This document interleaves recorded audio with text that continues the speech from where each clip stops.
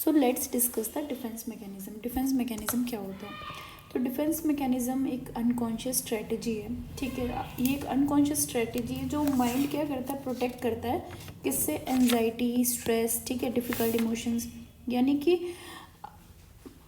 ये उस सिचुएशंस में हेल्प करता है जब मुश्किलें होती हैं, एंजाइटी से बचाने के लिए, है ना।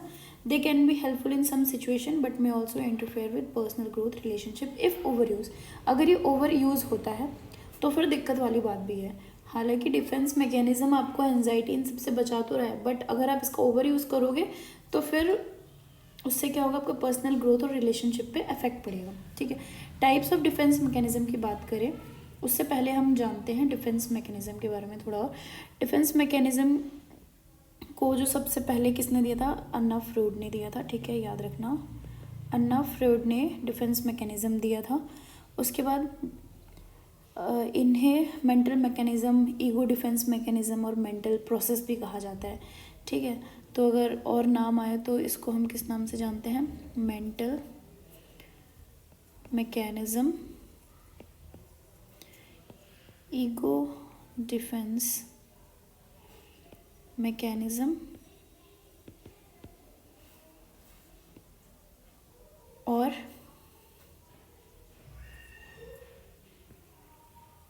मेंटल प्रोसेस, ठीक है, ऑल्सो नोन एज। तो हम ये 3 नाम से भी इसे जानते हैं। तो इसमें बेसिकली क्या है, इन एंजाइटी को रिड्यूस करने के लिए कोई भी पर्सन कॉन्फ्लिक्ट्स को रिजॉल्व करने के लिए यूज़ करता है डिफेंस मैकेनिज्म का। क्लासिफिकेशंस की बात करें इसकी तो सबसे पहला आता है हमारा डिनाइल फेज। मतलब ये अकॉर्डिंगली उसके नहीं है, मतलब ये टाइप है डिफेंस मैकेनिज्म का। तो सबसे पहले बात कर रहे हैं हम डिफेंस मैकेनिज्म की, तो इसमें क्या होता है? Refusing to accept the reality, यानी कि वो रियलिटी को एक्सेप्ट ही नहीं करेगा, मना करेंगे, ठीक है। Failure to acknowledge an unbearable condition, failure to admit the reality of situation और how one enables the problem to continue. जैसे कि एग्जाम्पल हो गया ignoring sign of health problem, है ना। घर में किसी की मृत्यु हो जाने पर कुछ दिनों तक खाने की टेबल पर उस जो मृत व्यक्ति का स्थान खाली छोड़ा जाता है ना। तो ये सब डिनायल है कि नहीं वो जिंदा है, वो भी आएगा, उसका इंतज़ार कर रहे हो, आप विश्वास नहीं करते हो कि हाँ उसकी डेथ हो चुकी है। आप सच को मानने से इनकार करते रहते हो, रियलिटी को एक्सेप्ट नहीं करते हो, वो होता है हमारा डिनायल फेज, ठीक है, डिनाइल मैकेनिज्म। उसके बाद नेक्स्ट आता है रिप्रेशन। रिप्रेशन का मतलब क्या है? ब्लॉकिंग डिस्ट्रेसिंग थॉट्स, यानी कि डिस्ट्रेसिंग थॉट्स को आप ब्लॉक कर रहे हो, ठीक है। एक्सक्लूडिंग इमोशनली पेनफुल और एंजाइटी प्रोवोकिंग थॉट्स, है ना। And feeling unconsciously from conscious awareness, इसे सेलेक्टिव फॉरगेटिंग भी कहा जाता है, also known as selective forgetting, ठीक है, इसे सेलेक्टिव फॉरगेटिंग भी कहा जाता है। इसमें बेसिकली जो बहुत ही दुखदायक विचार होते हैं, पेनफुल एंजाइटी प्रोवोकिंग थॉट्स होते हैं, उनको आप basically feeling of unconsciously from conscious awareness. तो इसमें क्या होता है कि फॉरगेटिंग पेनफुल चाइल्डहुड मेमोरी, यानी आप क्या करते हो कि जो आपके थॉट्स जो आपको मतलब डिस्टर्ब कर रहे थे उनको ब्लॉक कर देते हो, है ना। जैसे कि आपकी कुछ बचपन की मेमोरीज थी जो बहुत दुखदाई थी, पेनफुल थी, तो आप क्या करते हो, उनको भूल जाते हो, है ना, कि अच्छा ऐसा भी हुआ था क्या, यानी कि feelings unconsciously from conscious awareness. ये जैसे एक विद्यार्थी है, भयंकर एक्सीडेंट के बाद वो इस मतलब इसको भूल जाना चाहते हैं कि हाँ कभी उसका एक्सीडेंट भी हुआ था भयानक, है ना। तो वो होता है रिप्रेशन, यानी कि जो बैड मेमोरीज थी आप उनको भूल जाते हो। प्रोजेक्शन में क्या होता है? Projection is attributing your feeling to others, ठीक है, attributing your feelings to others. Projection में इसका मतलब क्या होता है कि अनकॉन्शियस ब्लेम करते हो ऑफ अनएक्सपेक्टेबल इंक्लाइनेशन और thoughts of an on an internal object, ठीक है। खुद की कमी को दूसरे पर थोप देना, वो होता है प्रोजेक्शन, यानी कि आप अपनी फीलिंग को दूसरे के ऊपर थोप रहे हो, अपनी गलती नहीं मानोगे। जैसे कि एग्जाम्पल हो गया accusing someone of being angry when you are absent. आप ना किसी और को बोल दोगे कि भाई मैं उस वक्त दुखी था तो तू मेरे ऊपर चिल्ला रहा था, तू मेरे ऊपर गुस्सा हुआ था, ठीक है। तो ये एक एग्जाम्पल हो गया इसका। और क्या हो जाएगा, जैसे कि एक नर्स है जो कि क्लिनिकल फील्ड में बहुत अच्छी नहीं है, ठीक है, लेकिन वो बाकी के काम अच्छे से कर लेती है, तो लेकिन वह ठीक से काम ना करने का आरोप लगा सकती है। अब देखो जैसे कि एक नर्स है, क्या है, वो एक पर्टिकुलर एक चीज़ में अच्छी नहीं है, तो वो क्या करेगी, दूसरों पर आरोप लगाने लगेगी कि तुम अच्छा से काम नहीं कर रहे हो, मतलब हालांकि उसे भी नहीं आता है। और जैसे एग्जाम्पल हो गया कि पति पत्नी अपने परिवार से सुख और आनंद के अभाव के लिए अपने बच्चों को दोष देते हैं। जैसे अब पति पत्नी किसी भी बात से उनको है निराशा, तो अपने बच्चों पे थोप देते हैं कि हाँ हमारा बच्चा पढ़ाई नहीं कर रहा है इसलिए हम इतने दुखी रहते हैं, हमारा बच्चा ये नहीं है वो नहीं है, अगर ये होता वो होता तो ऐसा होता है ना। यानी अपनी गलती माननी ही नहीं है, दूसरे पे प्रोजेक्ट करते जाना है। बॉस ने गुस्सा निकाला अपने एम्प्लॉय पे, एम्प्लॉय ने निकाला अपनी पत्नी पे, पत्नी ने निकाला अपने बच्चे पे, है ना, प्रोजेक्ट दूसरे पे थोपते चले गए। उसके बाद आता है नेक्स्ट डिस्प्लेसमेंट। डिस्प्लेसमेंट का मतलब क्या होता है, redirecting emotion on to a safer target. यानी आप अपने इमोशंस जो भी सेफर टारगेट है, हाँ जो आपसे कमज़ोर है, उस पर निकालते हो। Ventilation of intense feelings toward person less threatening than the one who aroused those feelings. यानी कि अपने से कमज़ोर पे आप क्या करोगे, अपनी भड़ास निकालोगे। इस डिफेंस मैकेनिज्म को क्या कहते हैं, डिस्प्लेसमेंट कहते हैं। ओ सॉरी, प्रोजेक्शन में मैंने गलत बता दिया था, वो जो एम्प्लॉय बॉस वाला था वो डिस्प्लेसमेंट में आएगा। यानी कि बॉस के पास हाई पावर है, तो वो क्या करेगा, अपना गुस्सा किस पे निकाल देगा, अपने एम्प्लॉय पे निकालेगा, ठीक है। अब एम्प्लॉय उसके बाद क्या करेगा, वो तो सुन के आ जाएगा, बॉस से तो लड़ेगा नहीं। फिर उसके बाद वो क्या करेगा, अपने फैमिली मेम्बर्स पे आके भड़ास निकालेगा, है ना। तो ये होता है डिस्प्लेसमेंट, यानी अपना गुस्सा किसी सेफर टारगेट पे निकाल देना। Taking out work frustration on a family member पे निकाल रहा है, हाँ जो उससे कमज़ोर है उस पर निकाल दिया। माँ अपने बच्चों को ही मारे जा रही है क्योंकि पता है उसका बच्चा तो उसे मारेगा नहीं, है ना। सेफर टारगेट है अपनी फ्रस्ट्रेशन निकालने का, तो इसे बोलते हैं डिस्प्लेसमेंट। और प्रोजेक्शन में क्या होता है, किसी को दोष देना, कि वो उसको दोष देता रहता है कि तुम खुद अच्छा काम नहीं कर सकते हो, लेकिन तुम दूसरों में कमियां ढूंढने लग जाते हो, वो होता है प्रोजेक्शन। उसके बाद बात करते हैं रेशनलाइजेशन की। तो रेशनलाइजेशन क्या है, justifying behaviour with logical explanation. यानी कि आपने जो भी काम किया है उसको जस्टिफाई करने लग जाते हो और एक लॉजिकल सा एक्सप्लेनेशन देने लग जाते हो, भले ही वो गलत ही क्यों ना हो, है ना। तो आपने जो किया है आप उसका एक्सक्यूज़ देने लग जाते हो। Excusing on behaviour to avoid guilt. Excuse क्यों बनाते हो, ताकि आपको गिल्ट महसूस ना हो। रिस्पॉन्सिबिलिटी को अवॉइड करते हो, कॉन्फ्लिक्ट्स को अवॉइड करते हो, एंजाइटी को अवॉइड करते हो, और लॉस ऑफ सेल्फ रिस्पेक्ट को अवॉइड करते हो दूसरे पे थोप के, ठीक है। उसके बाद बात करते हैं एग्जाम्पल की। तो एग्जाम्पल में क्या है, saying you failed a test because the teacher was unfair. तो अब बच्चा है वो क्या करेगा, अपनी टीचर पे दोष थोप देगा कि मैं फेल क्यों हुआ, क्योंकि टीचर अनफेयर थी, वो दूसरे बच्चे से ज़्यादा प्यार करती थी इसलिए उसने उसको ज़्यादा मार्क्स दिए, मेरे से नफरत करती थी इसलिए उसने मेरे मार्क्स काटे। तो इसे बोलते हैं रेशनलाइजेशन। इसमें व्यक्ति एक्सक्यूज़ देता है, अपने द्वारा किए गए कार्य को उचित ठहराने का प्रयास करता है, ठीक है। एग्जाम्पल हो गया, आलसी लड़की पैसा नहीं कमाता, कहता है पैसा सारी बीमारियों की जड़ है। तो जो आलसी व्यक्ति है वो पैसा इसलिए नहीं कमा रहा, और उसके पास तर्क भी है, वो तर्क क्या देता है कि सारी बीमारी का जड़ पैसा ही है इसलिए मैं पैसा नहीं कमा रहा। हालांकि वो अपनी कमियां नहीं दिखा रहा है कि वो उसने ढंग से पढ़ाई नहीं की, डिग्री नहीं ली, एजुकेशन क्वालिफिकेशन है नहीं, तो जॉब कौन देगा उसको। लेकिन उसने उसको भी एक लॉजिकल थिंकिंग में बदल दिया, ठीक है, एक्सक्यूज़ दे दिया, अब बहाने बनाना। तो रेशनलाइजेशन में क्या होता है कि अपने किए गए कार्य को सही बताना, एक लॉजिकल एक्सप्लेनेशन देके, भले ही वो गलत क्यों ना हो, आप अपनी कमियों को छुपाते हो इसमें। उसके बाद आता है रिएक्शन फॉर्मेशन। रिएक्शन फॉर्मेशन क्या होता है कि acting opposite to true feelings, ठीक है। जो आपकी फीलिंग्स हैं आप उसके अपोजिट शो करते हो। Acting the opposite of what one thinks और फील्स, यानी अगर आप अच्छा बुरा फील कर रहे हो उसके बारे में तो आप अच्छा बताओगे, है ना। इसमें अनएक्सेप्टेबल रियल फीलिंग को रिप्रेस किया जाता है और एक्सेप्टेबल अपोजिट फीलिंग्स को एक्सप्रेस किया जाता है। जैसे कि एग्जांपल हो गया, treating someone kindly despite resentment.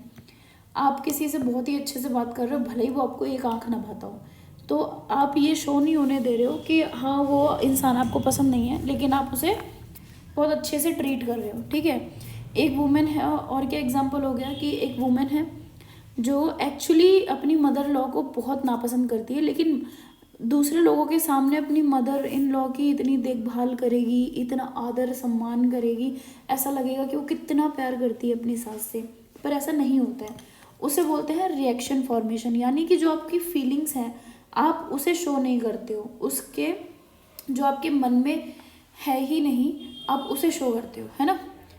उसके बाद आता है रिग्रेशन। रिग्रेशन का मतलब क्या होता है? Returning to child like behaviour. Regression में ये होता है कि आप ना ऐसे बिल्कुल बच्चों की तरह बिहेव करने लगोगे, बहुत ही चाइल्डिश शो करोगे अपने आप को, तो उसे बोलते हैं रिग्रेशन। जैसे कि moving back to previous developmental stage to feel safe. अब आप ऐसे क्यों करते हो? सेफ फील करने के लिए, है ना। अभी आप 20 साल के आदमी बिहेव कर रहे हो 11-12 साल के बच्चे की तरह, तो उसे बोलते हैं रिग्रेशन, ठीक है। इसमें क्या होता है, इसे फ्लाइट ऑफ चाइल्डहुड भी कहा जाता है, also known as flight to childhood, ठीक है। यानी आप सीधे बचपन में पहुंच जाते हो गाड़ी लेके। इसमें व्यक्ति अपने से कम अवस्था के व्यक्ति की तरह व्यवहार करता है। आजकल देखा है ना, बहुत ज़्यादा खास करके लड़कियां बहुत ही क्यूट बनने की कोशिश करती हैं, न बोबू मैंने खोना नहीं कहा, ऐसा करके बात करती हैं। तो वो क्या शो कर रही हैं? वो रिग्रेशन शो कर रही हैं, यानी कि वो हैं 20 साल की लेकिन एक्ट कर रही हैं 10-12 साल के बच्चे की तरह, ठीक है। एग्जाम्पल हो गया थ्रोइंग टेंट्रम अंडर स्ट्रेस, यानी जब वो स्ट्रेस में है पर्सन तो वो अपने भाई टेंट्रम शो कर रहा है, तो वो हो गया है रिग्रेशन। उसके बाद बात करते हैं सब्लिमेशन की। तो सब्लिमेशन में क्या होता है? Channelling emotion into productive outlet, यानी कि आप क्या करते हो? अपने इमोशंस को चैनल करते हो प्रोडक्टिव आउटलेट में, ठीक है। Replacing the desired gratification with one that is more readily available. व्यक्ति अपनी क्षमता से अधिक ऊंचा लक्ष्य निर्धारित करता है और असफल हो जाए तो दूसरा लक्ष्य चुन ले, है ना। जैसे आपने चूज़ किया था कि आप नीट दोगे और क्या बनोगे? डॉक्टर बनोगे, नीट क्वालिफाई करके। आप नहीं कर पाए, फिर आपने क्या चूज़ कर लिया? नर्सिंग चूज़ कर लिया, है ना। आपने पहला ऑप्शन ये चूज़ किया था, दूसरा आपने नर्सिंग चूज़ किया, नर्सिंग भी नहीं कर पाए तो आपने और पैरामेडिकल में कोई भी रेडियो कोर्स उठा लिया या फिर कुछ भी, है ना। तो क्या करते हो? आप अपनी क्षमता से पहले बहुत ही अधिक वाला लक्ष्य चूज़ कर लोगे, फिर नहीं हो पाया तो आप दूसरा चूज़ कर लोगे कुछ भी, यानी कि MBBS ना सही तो नर्सिंग ही सही, है ना। ये इसका एग्जाम्पल हो गया। एग्जाम्पल क्या है? Using exercise to cope with frustration. कोई भी एक पर्सन है, वो उसको बहुत फ्रस्ट्रेशन हो रहा है तो वो क्या करने लगेगा? एक्सरसाइज करने लगेगा to cope with that situation, है ना। तो उसे बोलते हैं सब्लिमेशन, यानी कि आप एक कार्य अपनी उससे मतलब चूज़ करोगे और वो नहीं हुआ तो कोई बात नहीं, दूसरा सही। Plan A plan B plan C होते हैं उसके पास। तो ये क्या है? एक प्रोडक्टिव आउटलेट है ना। ये अच्छा ही है, और मोस्टली सब्लिमेशन नर्सिंग वालों में तो देखने को मिलता ही है। सबका पहला टारगेट नीट ही होता है, MBBS ही होता है, और बहुत ही कम बच्चे होते हैं जो नर्सिंग का ही सोच के आए होते हैं। उसके बाद बात करते हैं इंटेलेक्चुअलाइजेशन की। इंटेलेक्चुअलाइजेशन में क्या होता है? Focusing on facts instead of emotion, यानी कि वो फैक्ट्स पे फोकस करते हैं रेदर देन कि इमोशंस पे, है ना।